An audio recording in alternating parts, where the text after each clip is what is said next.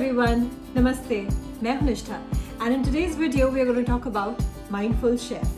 मैंने पहले भी किसी वीडियो में अपने माइंडफुल शेफ के बारे में बताया हुआ है. These are recipe boxes. I would say they are highly convenient. इनके वेबसाइट पर जाकर अपना एक अकाउंट बनाना होता है. उस अकाउंट में then you have to fill up your calendar. So उस कैलेंडर में आप हफ्ते में 1 दिन, 2 दिन, 3 दिन कितने भी दिन आप मंगवा सकते हैं इनके recipe boxes. And they charge you as per what recipe you're ordering for. So शुरू में जब हमने माइंडफुल शेफ मंगवाया था, at that time we used to schedule it for every Monday. So Monday के Monday कुछ हफ्तों के लिए हमारे पास ये रेसिपी बॉक्स आते रहे. थोड़ी रेपिटेटिव रेसिपीज हो गई हैं. सो अब once in a month या once in 2 months में एक रेसिपी बॉक्स मंगवाती हूँ. All of that you can schedule it by yourself on their calendar. Recipes जो होती हैं they are vegan, vegetarian, non-vegetarian. You have all kinds of meats. Everything is there.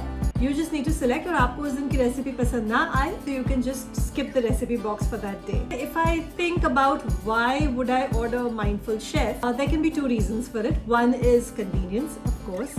क्योंकि मुझे सोचना नहीं पड़ता सो एंड सो रेसिपी के लिए मुझे क्या सामान लेना है, लिस्ट बनाओ, जाकर लेकर आओ. It's all there. Type in कि मुझे 2 लोगों के लिए चाहिए, 4 लोगों के लिए चाहिए, कितने लोगों के लिए चाहिए, उस हिसाब से द क्वांटिटी कम्स. कन्वीनियंस के साथ साथ this is some variety.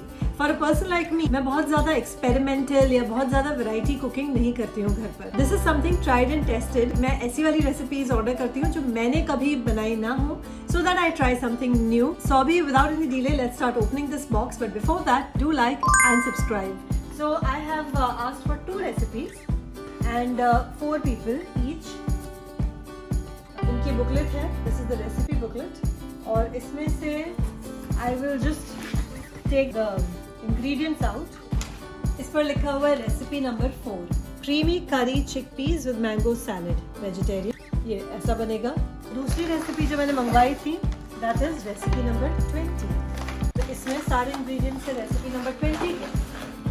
And let's see recipe number 20. Thai red curry with tofu and wild rice. तो ये बनाएंगे हम. फ्रोजन है इसलिए आइस पैक्स रखे हुए हैं उन्होंने.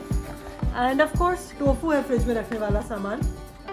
मैंने वीगन रेसिपी सिलेक्ट की थी और इस वाली रेसिपी का सामान निकाल कर मैंने बाहर रख दिया था. So this is pak choy and then इसके अलावा there is tofu of course and coriander leaves that is धनिया पत्ता और थाई रेड करी पेस्ट भी इसमें था थोड़ा सा because that much is enough for the entire recipe. ये स्टोर्स में भी मिल जाता है आपको. और then there was the wild rice. ये ब्लैक कलर का जो है दिस इज़ वाइल्ड राइस. पहली बार I made it. And there is baby corn. ये छोटे वाले जो बेबी कॉर्न होते हैं. And then 4 garlic cloves and red chilli and then there was ginger. Ingredients में सबके साथ there was also coconut milk पर वो मैंने पहले निकाला नहीं. It was still in the fridge और वो मैं बाद में ही निकालूंगी फ्रिज से. इसमें से 20 नंबर की हमारी जो रेसिपी है that is Thai red curry with tofu and wild rice वो हम खोल कर रख लेंगे and then we can immediately get started. इस बेचारे प्याज को मैं इंग्रेडिएंट्स में मेंशन करना भूल गई थी. So we are gonna begin with this onion. But before that, the recipe mentioned to cut open tofu. और इसका जो डब्बा है, this will go in the recyclable paper and cardboard waste. और इस tofu को we have to cut it open and pat it dry with a paper towel. So that is what we are going to do now. Tofu को paper towel से pat dry कर लेने के बाद we are going to just cut them into small cubes.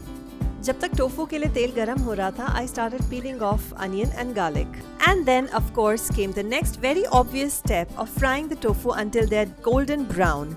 तो tofu को हमने गरम तेल में डाल दिया फ्राई करने के लिए और तब तक pak choy और बेबी कॉर्न को हम इस पैन में निकाल कर धो देंगे.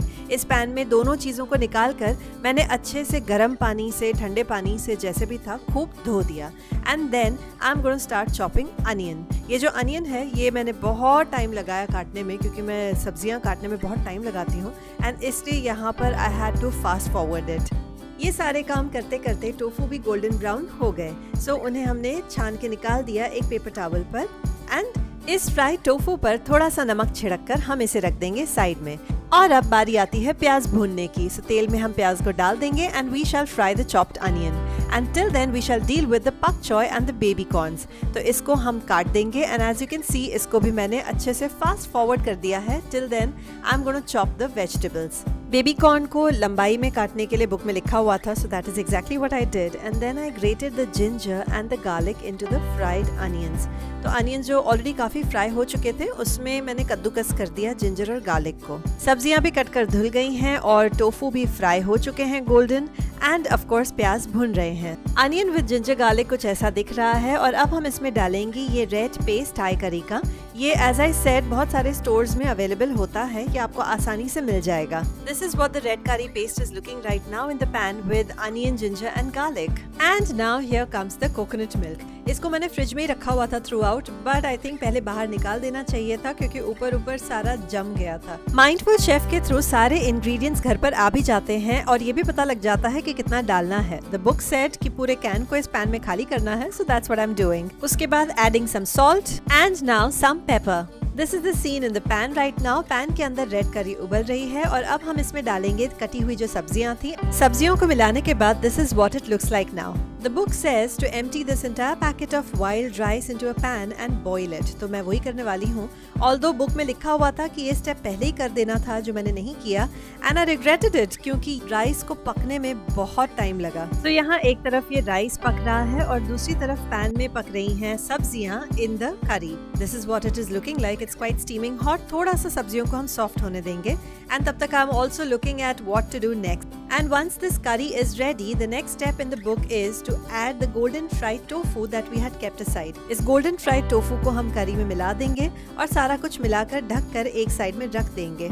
Once the red Thai curry is ready, the next step in the book is to finely chop the fresh coriander leaves that we have. तो मैंने ये धनिया पत्ते को धोकर और इसको अच्छे से काट दिया। इंग्रेडिएंट्स में एक पूरा नींबू भेजा हुआ था और नींबू निचोड़ने के लिए कहा हुआ था। However, खट्टा आपको जितना पसंद है उस हिसाब से, so I did not want to squeeze the entire lime into it. मैंने आधा नींबू यूज किया। And here is the beautiful Thai curry ready और ये साइड में अभी वाइल्ड राइस उबल ही रहा है। राइस और करी अलग अलग सर्व करने के बजाय मैंने एक ही बोल मील बना दिया। तो इसी बोल में मैंने ये वाइल्ड राइस डाला और इसी के ऊपर मैंने फिर करी डाल दी थी। तो ये वाइल्ड राइस जो है एज आई सेड ये पकने में बहुत टाइम लगा। It took around 40 minutes to cook this rice. इसी बोल ऑफ राइस के ऊपर मैंने steaming hot red Thai curry भी डाल दी। द बेस्ट पार्ट वाज कि कोई भी इंग्रेडिएंट्स मुझे अलग अलग जाकर मार्केट से लाने नहीं पड़े। Everything came packed in a box to me and all I had to do was follow the instructions written in the book. Isha का बोल हमने पहले ही बना दिया था और अपने लिए सर्व करते हुए हमने ऊपर से रेड चिली भी डाली। अलॉन्ग विद दिस मैंने अपना एक और एडिशन किया कि इस सब के ऊपर मैंने थोड़ी सी भुनी हुई पीनट्स भी डाल दी। I hope you like this mindful chef recipe experience with me. And I will see you soon with another experience or maybe a new place. Till then, like, share and subscribe. Bye bye.